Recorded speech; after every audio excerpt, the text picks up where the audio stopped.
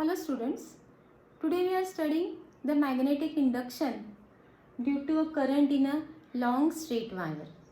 So this is the situation on the whiteboard. XY is the length of the conductor. Current I is flowing in downward direction and we have to find out magnetic induction at the point P, which is at distance R from the point O. Point O is anywhere along the length of the conductor. Now, some geometrical construction is required.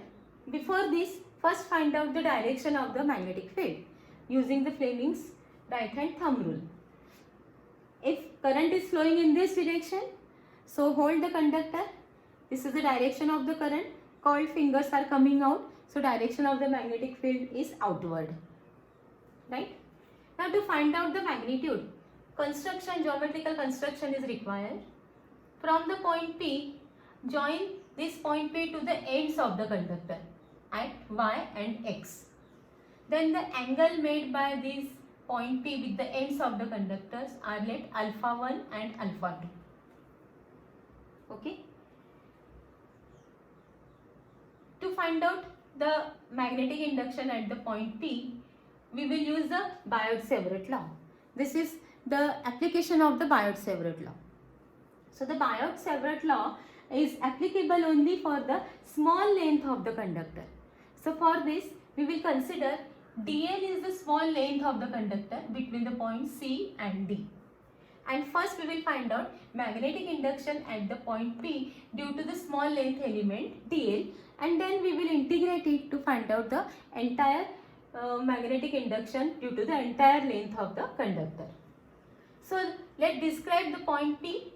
The point P is at a distance S from the center of this small length element, and it makes an angle theta, that is center of this length element makes an angle theta with the point P.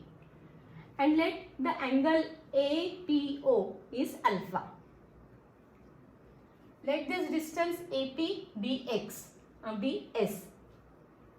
Now see here, if point P may be anywhere along the length of the conductor, so the point P can be specified by using given notations or given conditions alpha 1, alpha 2 and R.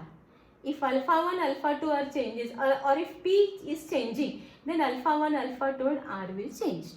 So P can be specified by using alpha 1, alpha 2 and R. So these are the known quantity and our answer must be in the form of the known quantities.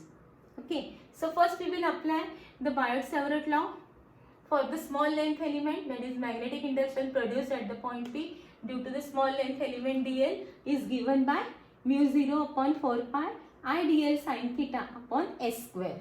This is the distance s, that is center of the magnetic length or center of the small element with the point. So I dl sin theta upon s square. Now in this formula or in this equation, every term mu 0 upon 4 pi and I, they are the constant, and these terms are problematic. We don't know dl, we don't know sin theta, or we don't know theta, and we also don't know s. So we want to convert these dl, sin theta and s in the form of the given values, known values. So for this geometrical construction is required. Now here we consider this right angle triangle 3 times, AOP, and then we will find out these 3 terms in the known quantities. So consider the right angle triangle AOP.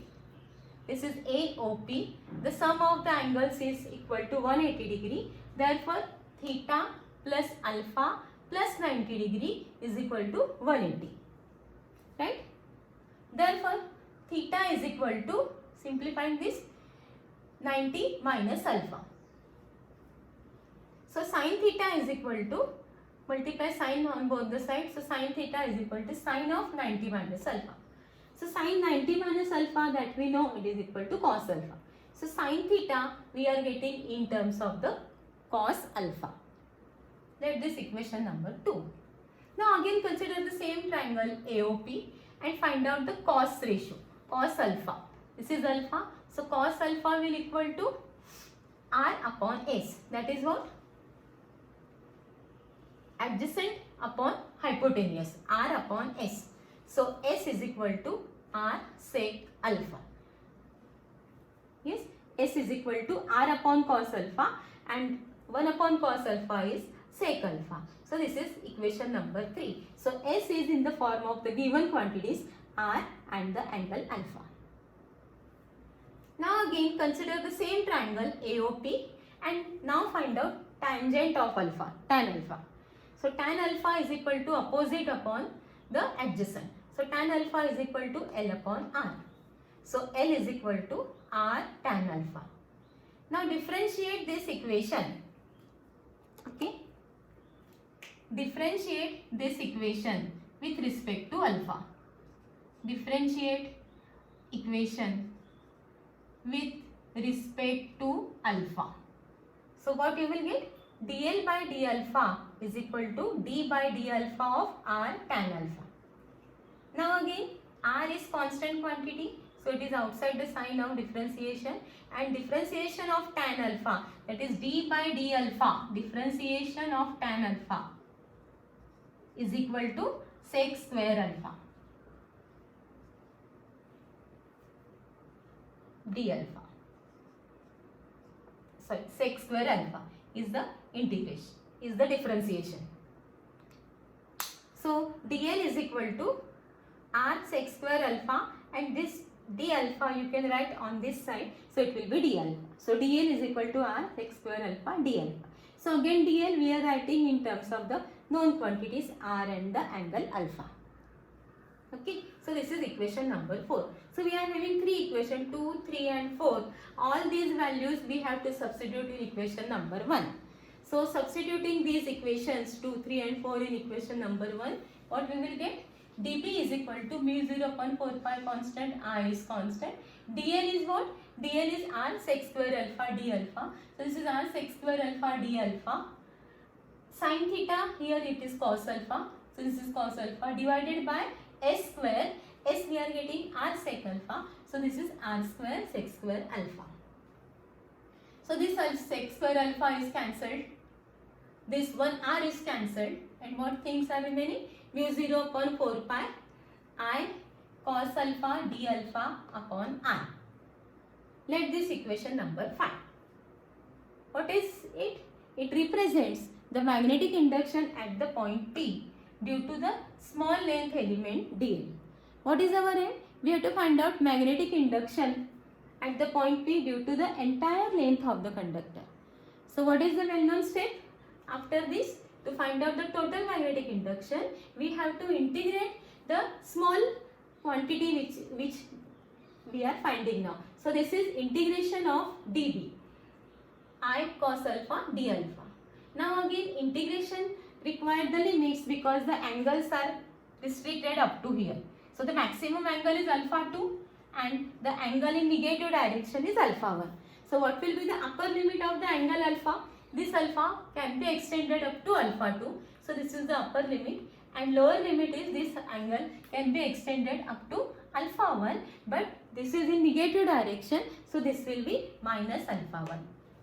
So substituting the value of dB, this is mu 0 I upon 4 pi r and integration of alpha 2 to minus alpha 1 cos alpha d alpha. Now again we know the integration of cos alpha d alpha is sin alpha. So this is mu 0 I upon 4 pi r is as it is, and integration of this is sin alpha, substituting the limits alpha 2 minus alpha 1. And now substitute the limit in the bracket. So first upper limit, so this quantity as it is mu 0 I upon 4 pi r, this is sin alpha 2 minus of minus sin alpha 1, it will become plus. So this is mu 0 I upon 4 pi r into sin alpha 2 plus sin alpha 1.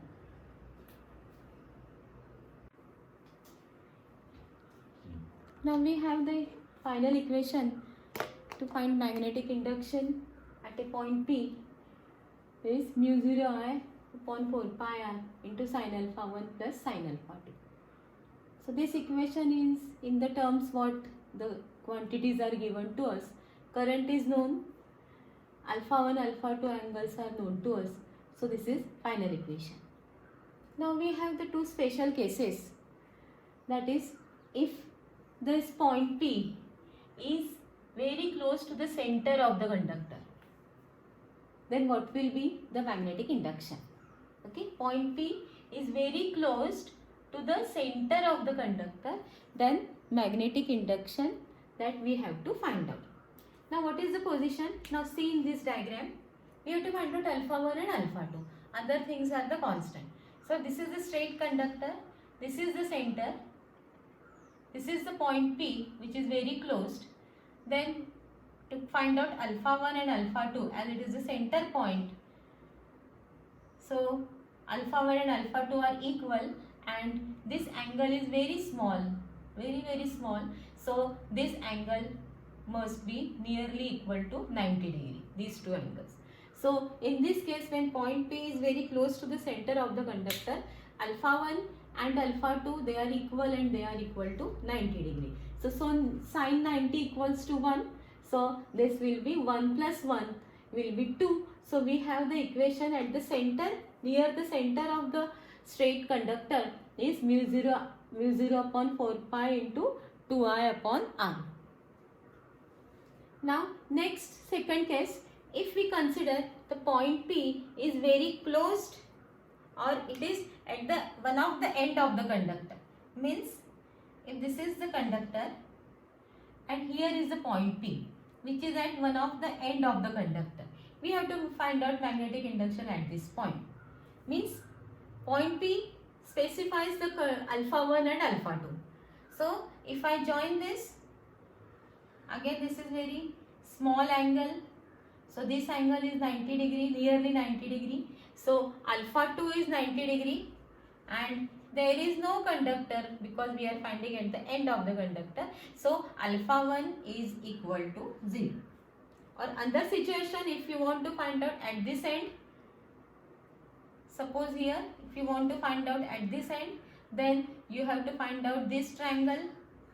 So this angle is very acute, very small, so this angle is nearly equal to 0. So here alpha 1 is equal to 0 degree and alpha 2 is equal to,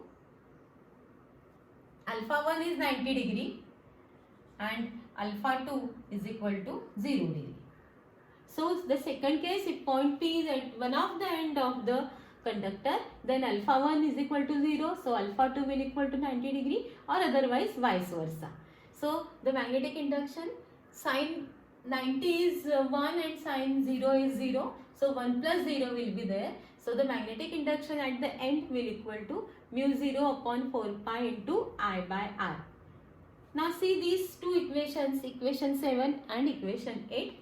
What we conclude, if we divide these two equations 7 and 8, we have BC upon BE is equal to 2. That is, magnetic induction at the center of this conductor and very close to the center of the conductor is double that of the end of the conductor.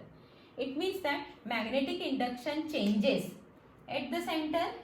Magnetic induction close to the center, magnetic induction is maximum, then it decreases as we are going towards the end, and at the end the magnetic induction reduces to half. Similarly for this portion also, in second half, the magnetic induction at the end will equal to half of that. It means that if the magnetic induction at the end is 4 Tesla, then what will be the magnetic induction at the center? It should be 8 Tesla, because this is the double.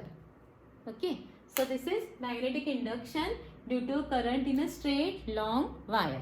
So this is main formula, and using this formula, this is the special cases, and problems may ask some MCQ type can be constructed. What should be the magnetic induction at the center if one of the end of magnetic induction is to be given? So many questions can ask. So you prepare this article and try to understand it. Thank you.